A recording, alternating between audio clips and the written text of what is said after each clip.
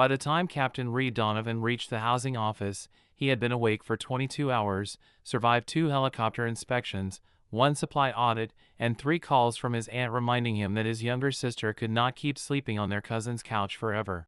He was tired. Not the kind of tired a cup of coffee could fix. The kind that settled in his bones and made even breathing feel heavy. The clerk behind the glass window barely looked up. Next, Reed stepped forward and slid over his transfer papers. Captain Reed Donovan, 14th Air Assault Wing. I just got reassigned to Raven Ridge Garrison. The clerk stamped one sheet, flipped through another, and adjusted his glasses. Single officer? Reed nodded. Yes. The clerk made a face that immediately put him in a bad mood. That means bachelor quarters. Building C. Reed frowned. That's the old barracks on the east side? Yes. The ones with no kitchen? Yes. The ones with the heating system that dies every third night? The clerk gave him a bland smile. You've heard of them. He had. Everyone had. Raven Ridge Garrison was one of the most remote mountain posts in the region. Winters were brutal, work hours were worse, and the single-officer barracks were famous for making grown men consider re-enlisting somewhere warmer. Reed pressed his thumb against the counter.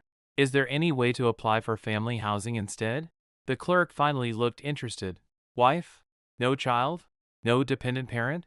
No. The clerk pushed the papers back. Then no. Reed exhaled through his nose and dragged one hand down his face. I'm trying to bring my sister here after her semester ends. I need a real place before that. The clerk's tone softened a little. Then bring proof of dependency and request reassessment later. Later doesn't help me now. I'm sorry, Captain. Regulations are regulations. Reed knew that. He had lived by regulations his entire adult life. But sometimes regulations felt like a joke. He leaned both hands on the counter and muttered under his breath, mostly to himself, at this point, I just need a wife. The clerk snorted. Someone behind him said, in a cold, level voice, need one for what, Captain Donovan? Every muscle in Reed's back locked. He knew that voice. He turned slowly. Commander Seraphine Marlowe stood 3 feet behind him in her dark service coat, gloves tucked into one hand, silver insignia catching the pale mountain light from the office windows. She was the commanding officer of the entire wing at Raven Ridge. The woman soldiers called the ice-cold commander when they were out of earshot and standing very, very far away. She was known for impossible standards, impossible self-control, and a gaze sharp enough to make decorated officers forget how to speak. At 34, she had become the youngest wing commander in the region. She ran Raven Ridge like it was carved out of discipline and steel. No scandals. No softness. No wasted words. Reed had served under her for 4 years. Long enough to know everyone got her wrong. She was cold, yes, but never cruel. She remembered who had a sick mother back home, which mechanic had missed his daughter's birthday, which pilot hid an injured shoulder because he didn't want to be grounded. She never fussed, never coddled. She simply solved things before anyone else realized she had noticed. That was the problem. Reed had noticed her too much. Far more than an officer should notice his commander. He straightened immediately. Commander. Her pale gray eyes stayed on him. You didn't answer my question. The clerk suddenly found his keyboard fascinating. Reed cleared his throat. I was talking about military housing, ma'am. Were you? Yes, ma'am. Commander Marlowe stepped closer, glanced at the forms on the counter, then at the clerk. Explain. The clerk nearly swallowed his tongue. Captain Donovan is being assigned bachelor quarters, ma'am. He requested family housing but does not currently qualify. Why not? He is unmarried. That tiny silence after the word felt dangerous. Reed knew better than most that Commander Marlowe hated inefficient rules, but she hated emotional excuses even more. He expected her to say something brief, dismiss him, and move on with her day. Instead, she asked, Captain Donovan, why do you need family housing? He hesitated. Not because he wanted to hide it. Because somehow it felt harder to say personal things in front of her. My sister, Lucy, he said finally. She's 18. Our parents passed 2 years ago. My aunt's health isn't great, and Lucy's supposed to start university near Raven Ridge in the fall. I promised I'd bring her here before winter if I got stable housing first. For the first time, something in Seraphine Marlowe's expression shifted. Very slightly. Most people would have missed it. Reed didn't. You promised her, she said. Yes, ma'am. And bachelor quarters would make that impossible. Yes, ma'am. The commander looked down at the housing form in front of him. So you said you needed a wife. Reed wanted the floor to open and swallow him. It was a joke, ma'am. Was it? He dared a glance at her face. That was a mistake. Because for one impossible second, he thought he saw the faintest hint of amusement in her eyes. Then it disappeared. She held out her hand. Give me the form. The clerk scrambled to pass it over. Seraphine Marlowe took the paper and read it in complete silence. Reed stood at attention, exhausted and confused and irritatingly aware that even in a freezing mountain office, she somehow smelled like clean winter air and cedar. Commander, he asked carefully. She uncapped the clerk's pen.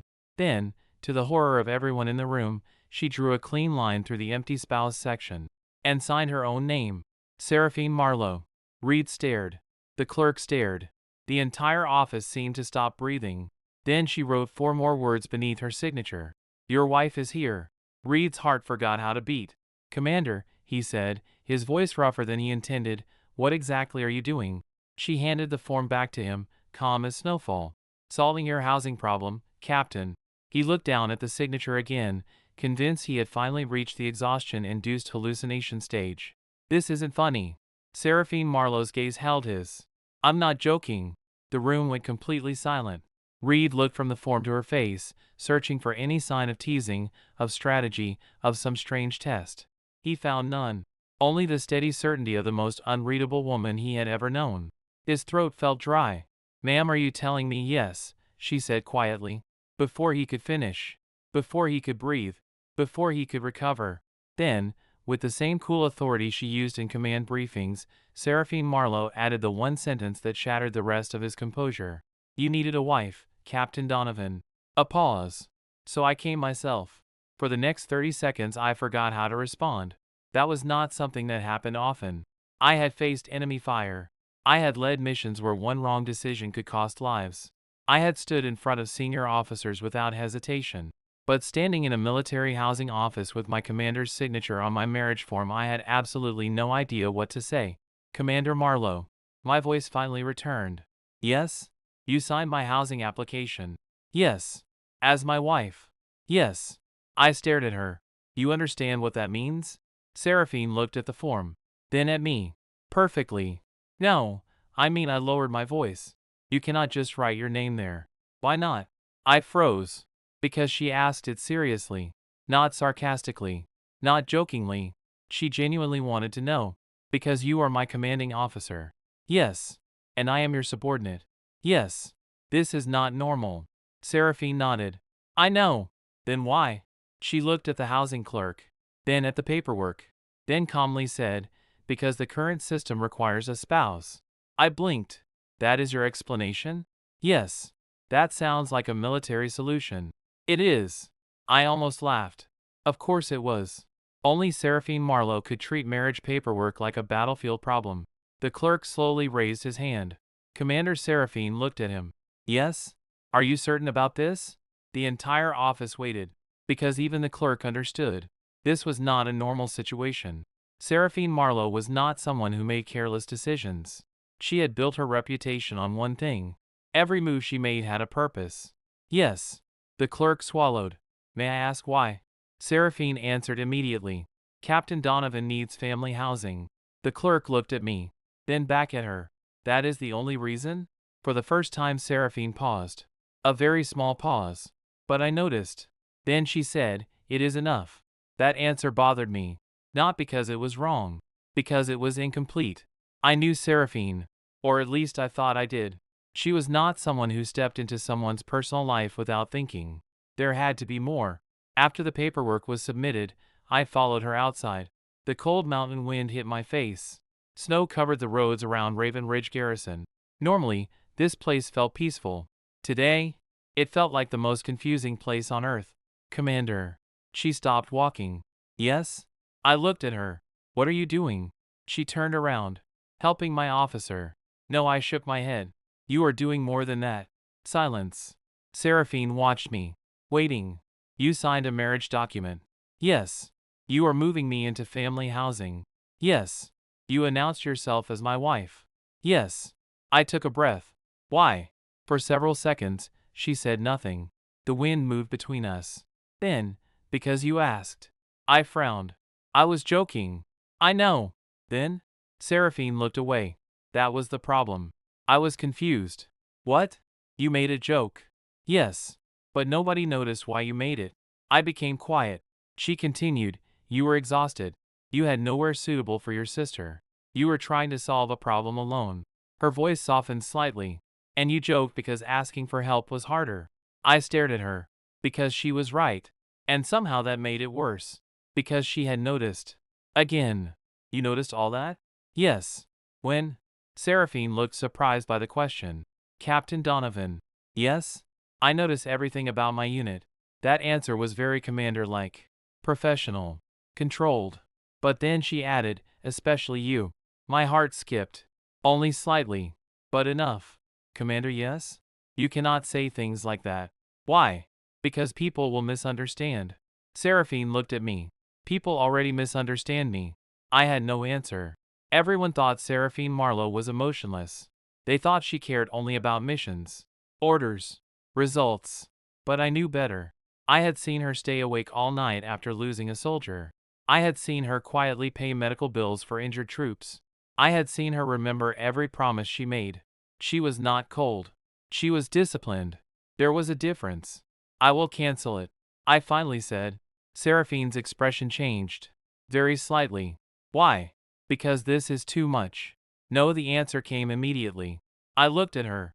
No, no, Commander, Captain Donovan. Her voice became firm. The same voice she used when giving orders. You requested family housing.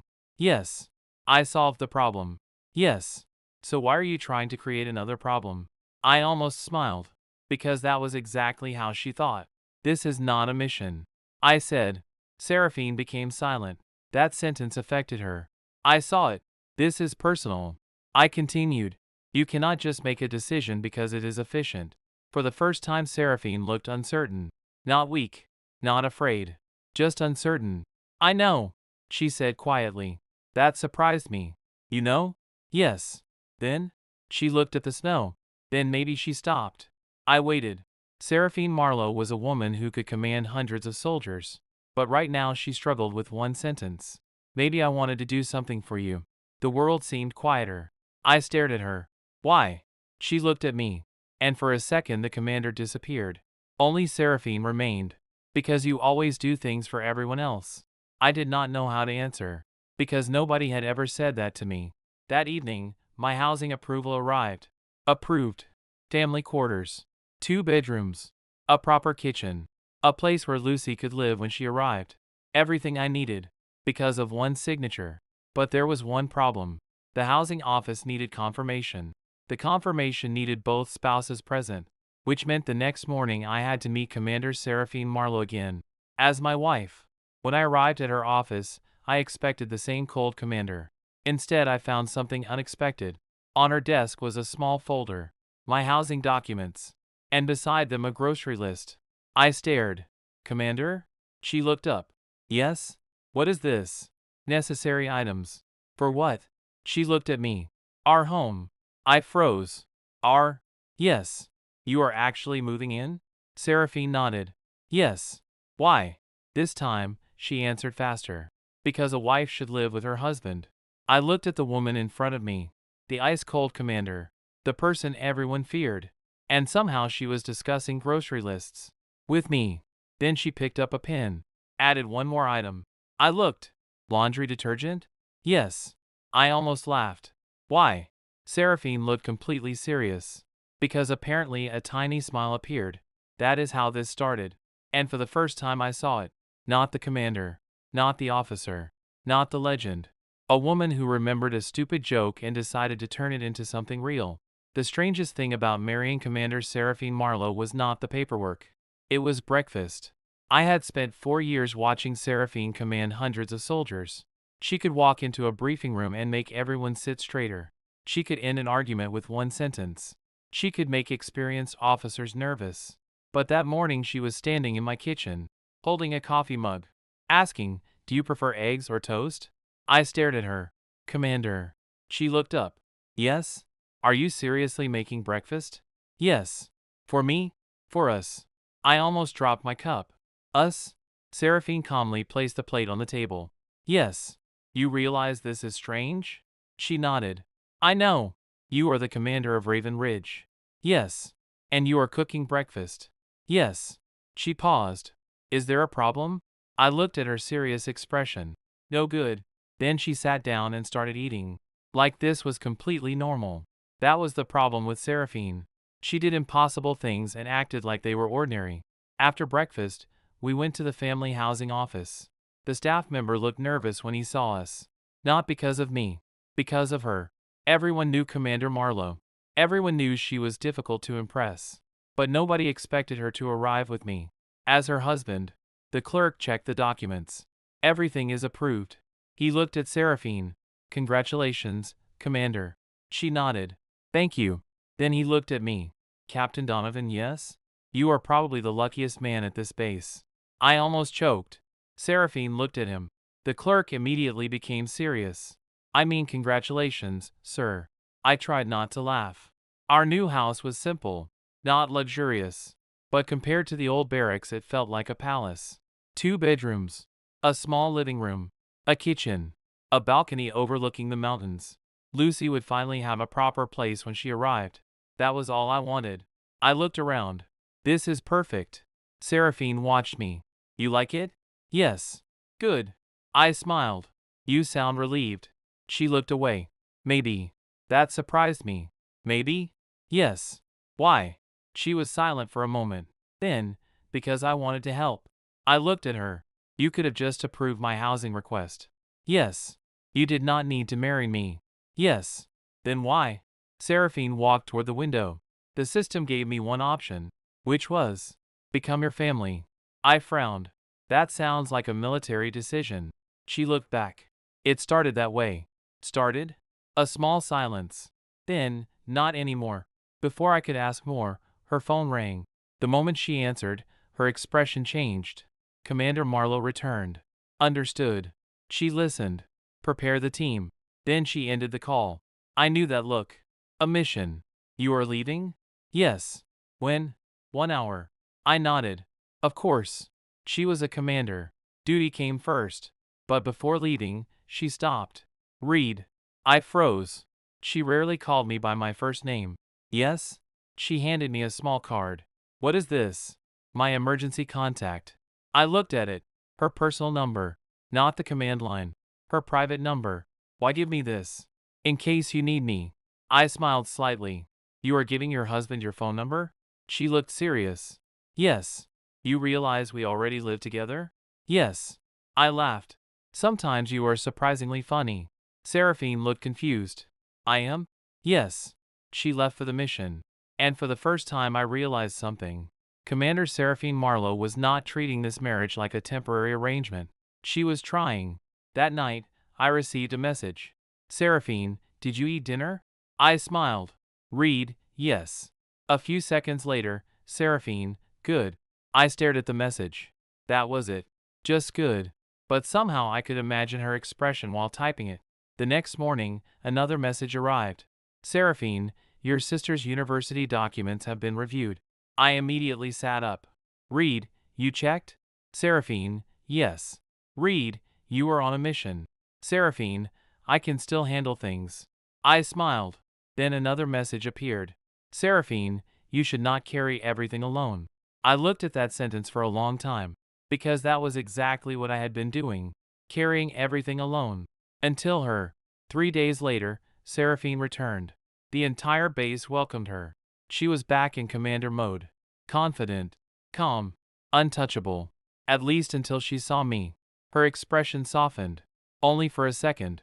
But I saw it. She walked toward me. You waited. I smiled. Yes. Why? Because I am your husband. For the first time Seraphine looked surprised. Then quietly said, good. That night, something unexpected happened. She placed a small box on the table. What is this? A gift. I opened it. Inside was a watch. Simple. Elegant. Military style. I looked at her. Why? Seraphine answered, because you always arrive early for everyone else. A pause. But nobody reminds you to take care of yourself. I looked at the watch. Then at her. The ice-cold commander. The woman who signed her name on my housing form. The woman who became my wife because of a joke. Maybe everyone else saw a strict commander. but I was starting to see something different. A woman who had spent her whole life protecting others and finally decided to protect one person for herself. Me. After Seraphine returned from the mission, something changed. Not at the military base. There, she was still Commander Marlowe. The woman who gave orders. The woman everyone respected. The woman nobody dared to question.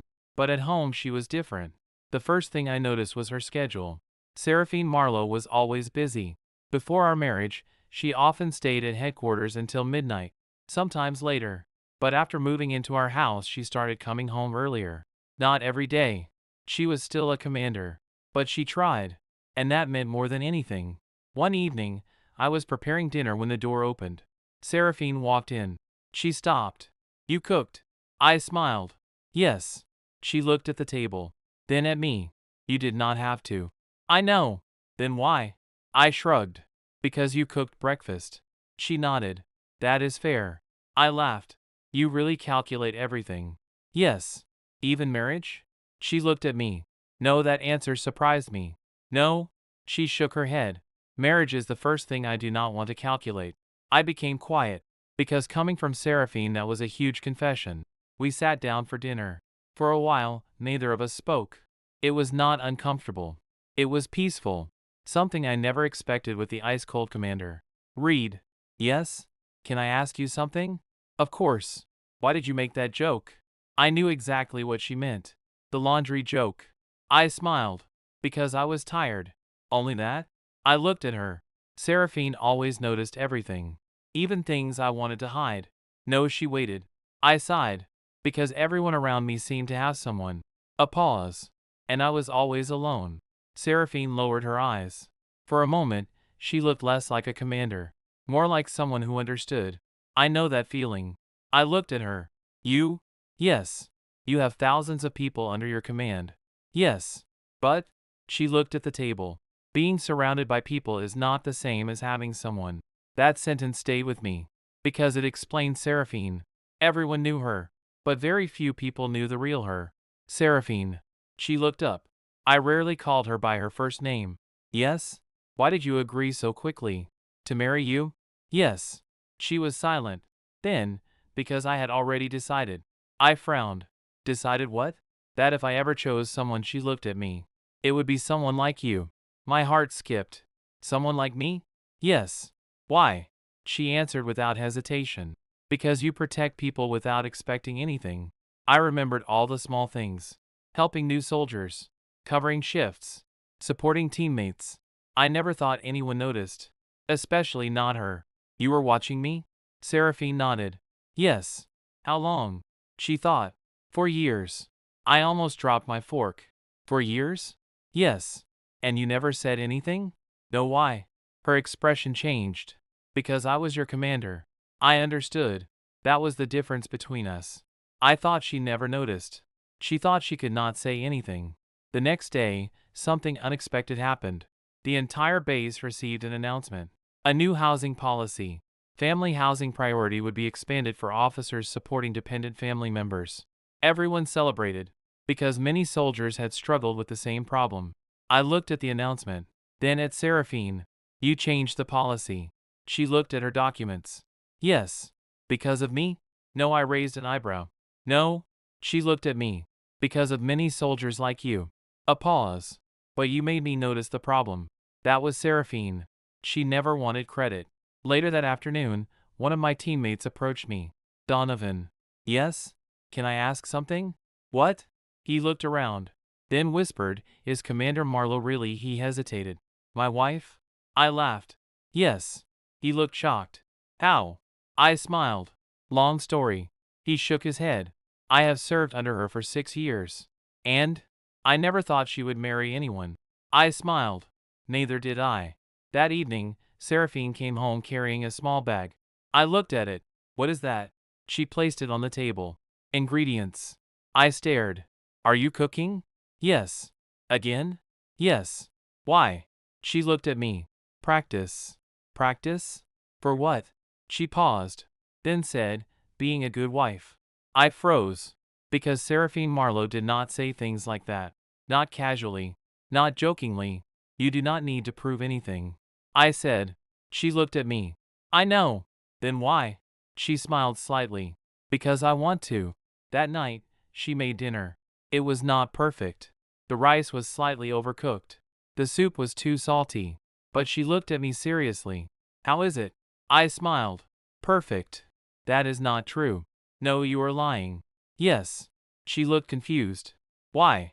Because I like that you tried. For a moment, Seraphine said nothing. Then she looked away. I noticed something.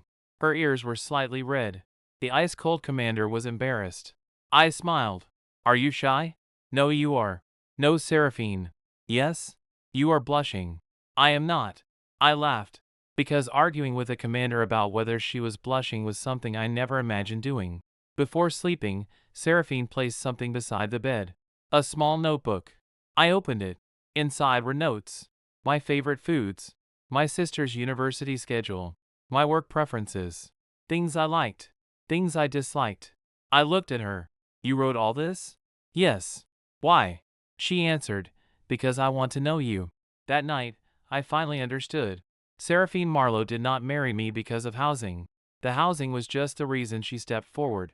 The truth was she had already cared. She had already chosen. She was just waiting for a moment when she was allowed to say it. And somehow a stupid laundry joke gave her that chance. The strange thing about being married to Seraphine Marlowe was that sometimes I forgot she was the most respected commander at Raven Ridge. Not because she was less impressive. Because at home she was simply Seraphine. One Saturday morning, I woke up and found her standing in front of the closet. I stared. Seraphine? She turned. Yes? What are you doing? Choosing clothes. I looked at the clock. It was 8 in the morning. You are preparing for a mission? No then? She held up 2 shirts. Which one? I blinked. You are asking me? Yes.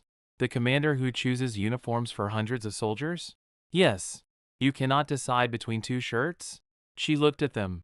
No, I smiled. This is unbelievable. Why? Because you can make battlefield decisions in seconds. Yes. But a shirt is difficult? She nodded. Yes. I laughed. I pointed at the blue shirt. That one. She looked at it. Why? Because it looks good. She nodded seriously. Accepted. I laughed again. You sound like you are approving a military operation. Seraphine looked at me. Old habits. After breakfast, she suddenly said, Read. Yes? We are going out today. I looked surprised. Where? A date. I froze. A date? Yes. You mean she nodded. Our first date. I stared at her. Seraphine. Yes? We are already married. I know. So why a first date? She looked confused. Because we never had one. That answer was so simple. But it made me quiet. Because she was right. Our marriage started with a housing form. A signature.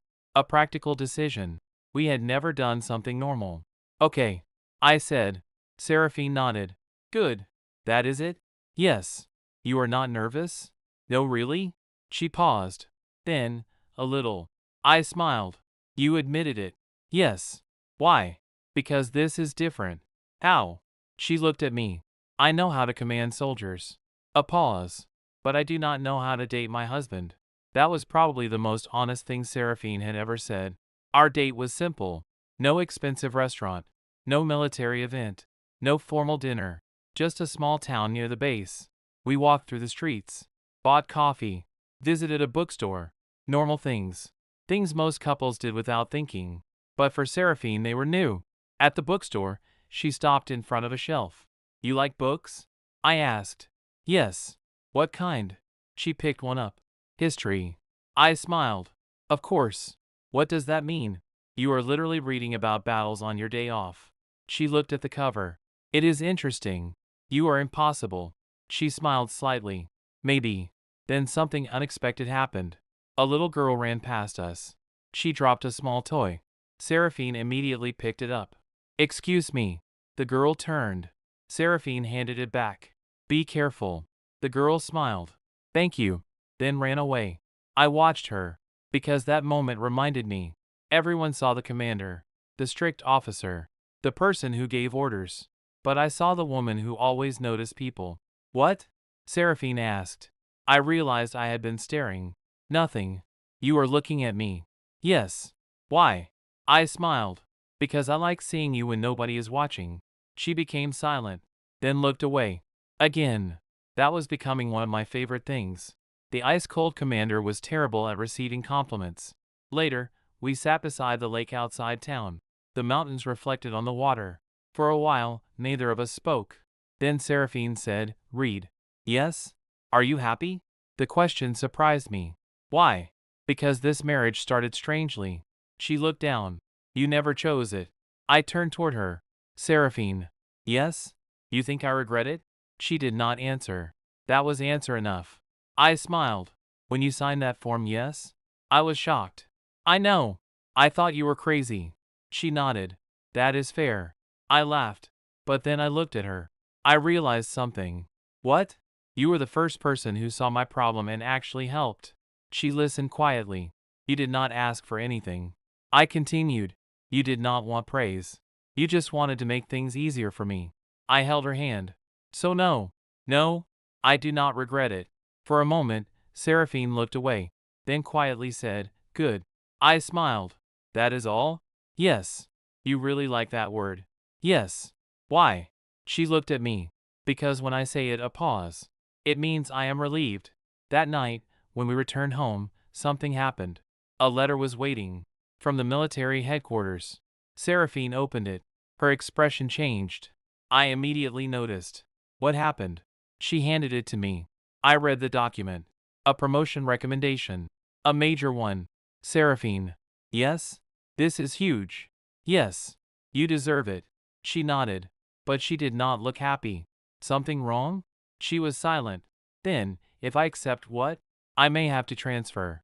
The room became quiet. Because for the first time since our marriage something stood between us. Her dream. And our life. "You would leave Raven Ridge?" "Maybe." "For how long?" "I do not know." I looked at her. The commander who never hesitated. The woman who faced every challenge. But now she was afraid. Not of losing a position. Not of failing. Of losing us. "Seraphine." "Yes?" She looked at me. I smiled. "Did you forget something?" "What?" I pointed at the document. "You are not alone anymore." Her eyes softened. Because that was the one thing she still needed to learn. The commander who protected everyone finally had someone protecting her too. But the next morning a new problem arrived. Because the transfer order was not the only thing waiting. There was another message. From headquarters. A message that could change everything. "Commander Marlowe's marriage will undergo official review." And suddenly our little accidental marriage became the center of attention for the entire military. The military review notice arrived at 6 o'clock in the morning. Exactly the kind of timing I expected from the military. No warning. No sympathy. Just a document that could change everything. Seraphine stood in our living room, reading the notice again. Her expression was calm. Too calm. That was how I knew she was worried. Because after knowing her for years, I learned one thing. When Seraphine Marlowe was truly under pressure, she became quieter. "What does it mean?" I asked. She folded the paper. "Headquarters wants to verify our marriage." "Verify?" "Yes." "Why?" She looked at the document. "Because of my position." I understood. A commander's personal life was always under more attention. Especially when the marriage happened suddenly. So they think it is fake. I said. Seraphine did not answer. She did not need to. I laughed softly. "This is unbelievable." She looked at me. "What? They believe you would fake a marriage?" Seraphine looked away. "It happens." "Why?" "Because people think I would sacrifice anything for my career." A pause. "Even my personal life." That sentence bothered me. Because I knew what she meant. Seraphine had spent her whole life being seen as a soldier first. A commander first. A person second. "When is the review?" "Tomorrow." "And what do we need to do?" "Answer questions." "That is all?" "Yes." I smiled. "Then we will answer." Seraphine looked at me. "You do not have to." I frowned. "What?" "You can say the marriage was my decision." I stared. "Seraphine." "Yes?" "You think I would let you handle this alone?" She became quiet. I stepped closer. "You did not hesitate when I needed help." A pause. "You signed your name on that form." I smiled. "So now I am signing my name too."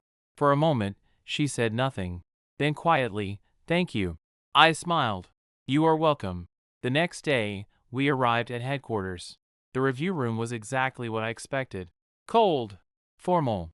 Full of serious faces. 3 senior officers sat across from us. The officer in the middle looked at Seraphine. Commander Marlowe. Yes. Your marriage occurred shortly after Captain Donovan's housing request. Yes. Do you understand why this raises questions? Yes. Was the marriage arranged for housing benefits? The room became silent. I looked at Seraphine. She remained calm. But I knew that question hurt. Because it reduced something important to paperwork. Before she could answer, I spoke. No, everyone looked at me. The officer frowned. Captain Donovan. Yes? You were not asked. I know. Then why are you answering? I looked at Seraphine. Because this concerns both of us. The officer studied me. Then explained. I took a breath. The housing problem was real. Yes. But the marriage was not fake. The officer looked at Seraphine. Captain Donovan, you understand Commander Marlowe outranks you? Yes. You understand the risks? Yes. Then why agree?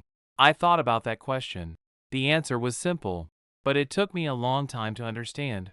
Because she was the first person who helped me without expecting anything. The room became quiet. She saw a problem I never told anyone about. She helped my sister. She gave me a home. A pause. But more importantly, I looked at Seraphine. She saw me. For the first time that day, Seraphine's expression changed. Just slightly. But I saw it. The officer turned to her. Commander Marlowe. Yes. Why did you agree to this marriage? Everyone waited. Because this was the real question. Seraphine looked at me. Then answered. Because Captain Donovan is the only person who never treated me like my rank. Silence. He did not see the commander. He saw the person. A pause. And after years of protecting everyone else, her voice became softer. I wanted someone who would stand beside me. I looked at her. Because Seraphine Marlowe rarely showed emotion. But today she did. The review lasted 2 hours. Questions. Documents. Verification. Everything.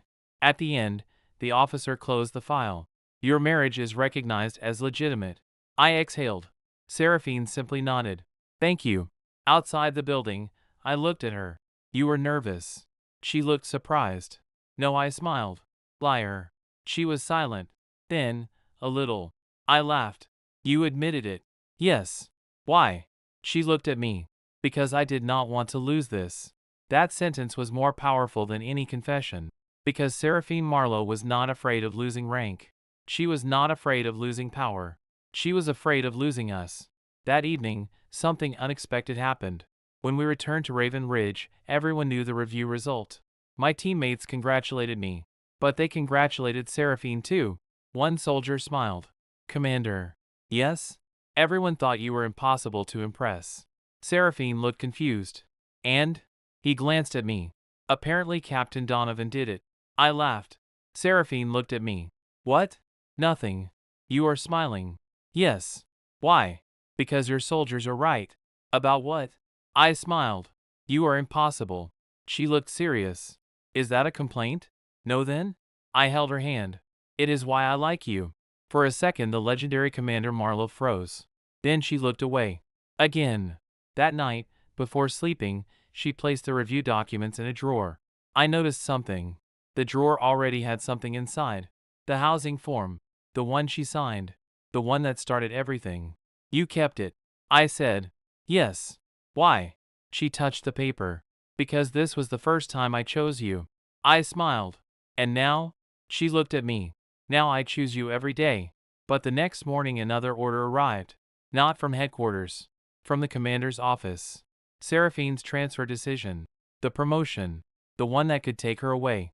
And this time she had to choose. Her dream. Or our home. The transfer order sat on the table for almost an hour. Neither of us touched it. Because both of us knew what it meant. Commander Seraphine Marlowe had spent her entire life becoming the person she was today. The youngest commander in the region. A respected leader.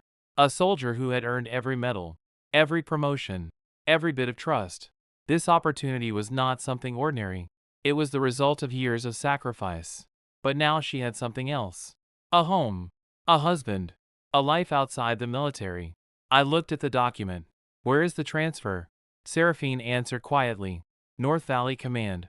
How far? 6 hours. I nodded. That is not impossible. No, but? She was silent. That was the thing about Seraphine. She could face any enemy. But making a choice about herself was harder. Do you want to go? I asked. She looked at me. I should. That is not what I asked. Silence. Then, yes. The answer was honest. And I respected that. You worked your whole life for this. I said. Seraphine looked down. Yes.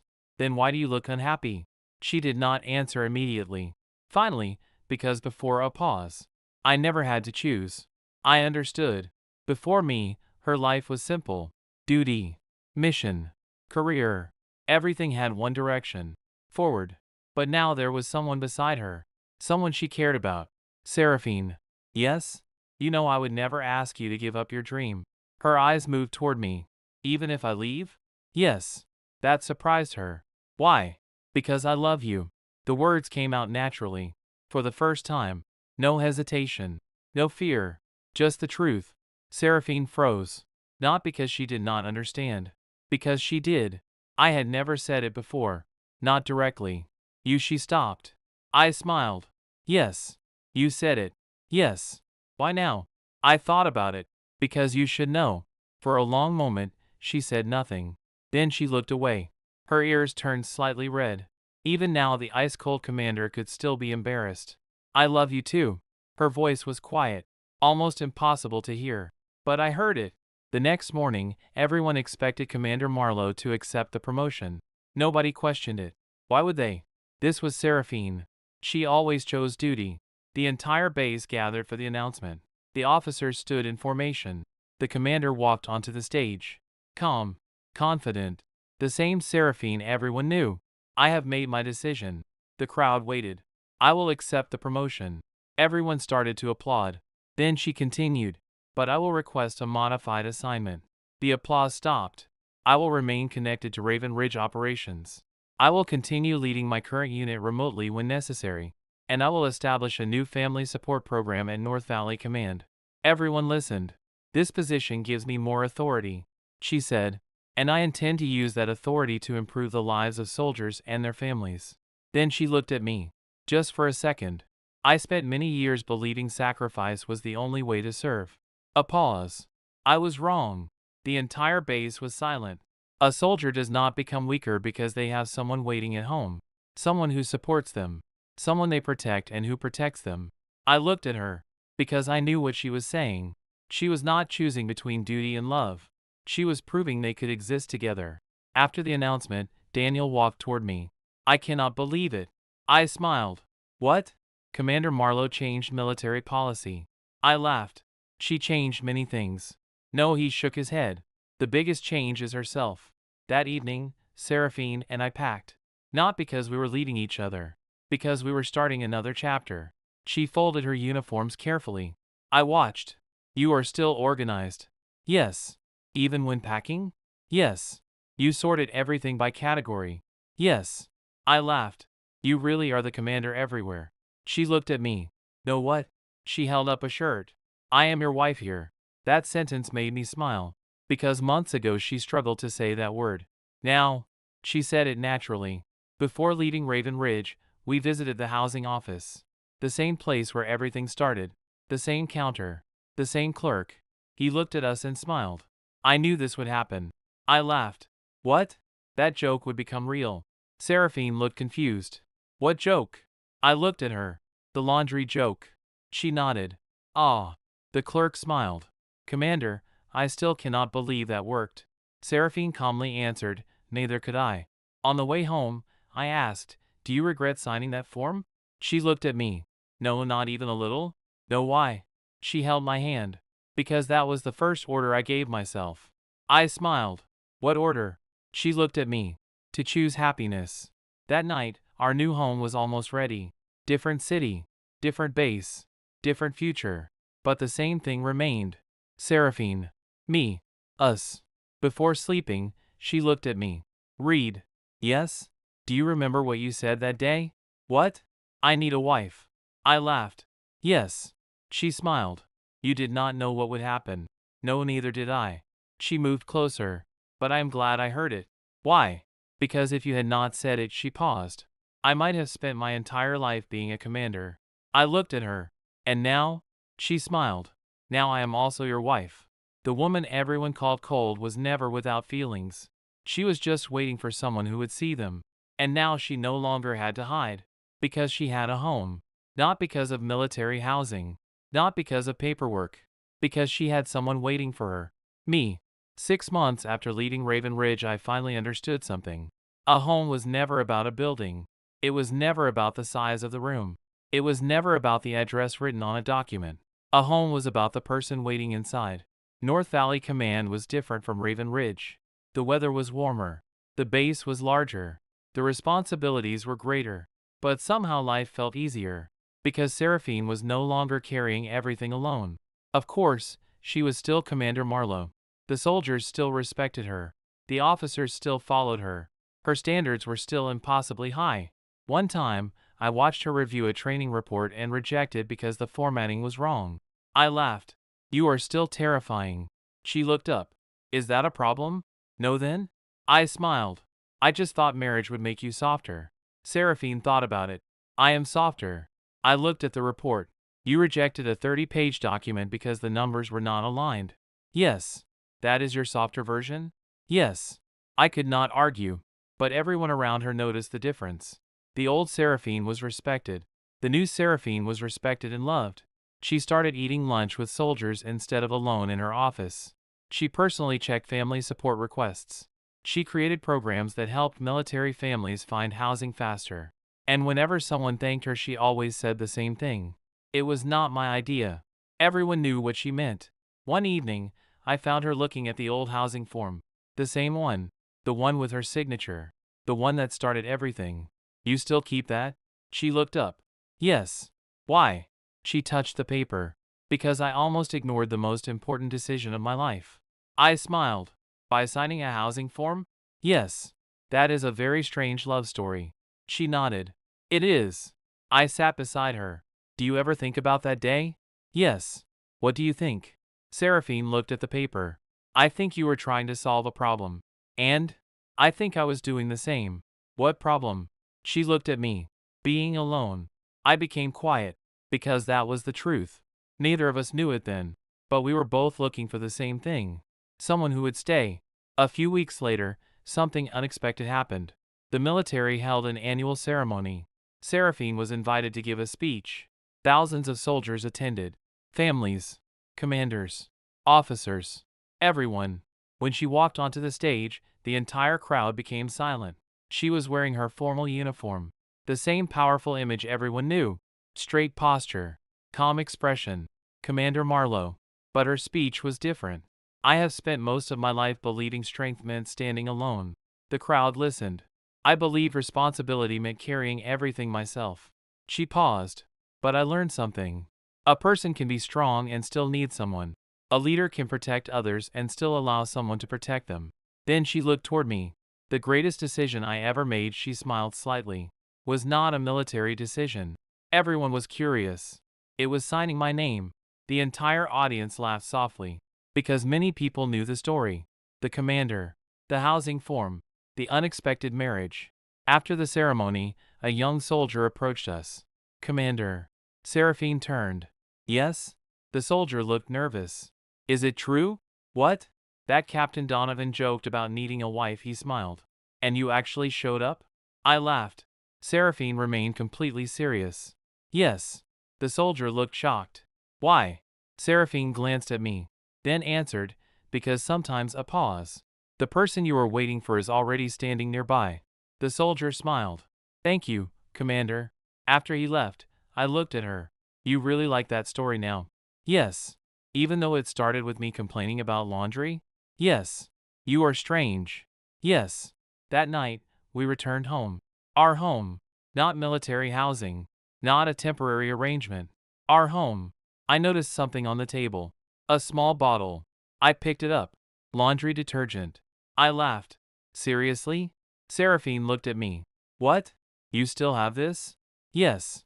"After all this time?" "Yes." "Why?" She walked closer. Then took it from my hand. "Because this was the first time I tried." "First time you tried what?" She smiled. "Trying to be chosen." I looked at her. The woman who commanded armies. The woman who never hesitated. The woman who signed her name without fear. "You know something?" I said, "What?" When I made that joke, yes? I thought nobody would take it seriously. She nodded. I know. I thought it was impossible. Yes. But then you came. Yes. With detergent. Yes. I laughed. And became my wife. She smiled. Yes. Years later, people still told the story. The story of the ice-cold commander. The story of the soldier who joked about needing a wife. The story of the woman who answered, "Your wife is here." Some people thought it was reckless. Some thought it was unbelievable. But I knew the truth. Seraphine Marlowe did not marry me because of housing. The housing was just the excuse. She married me because she saw something in me. And I married her because I finally saw something in her. Not the commander. Not the legend. Not the person everyone respected. Just Seraphine. The woman who could lead an army but still remembered my favorite coffee. The woman who could make impossible decisions but still asked which shirt I liked. The woman who could stand alone but chose to stand beside me. I once joked, I need a wife. I never expected the coldest commander in the military to hear it. I never expected her to sign her name. I never expected her to become my family. But sometimes the biggest changes in life begin with the smallest words. A joke. A signature. A simple choice. And that choice gave me something I never knew I needed. Not military housing. Not a bigger room. Not a better life. It gave me a home. Because my home was never a place. It was her. That's all for today. Remember to subscribe and support us.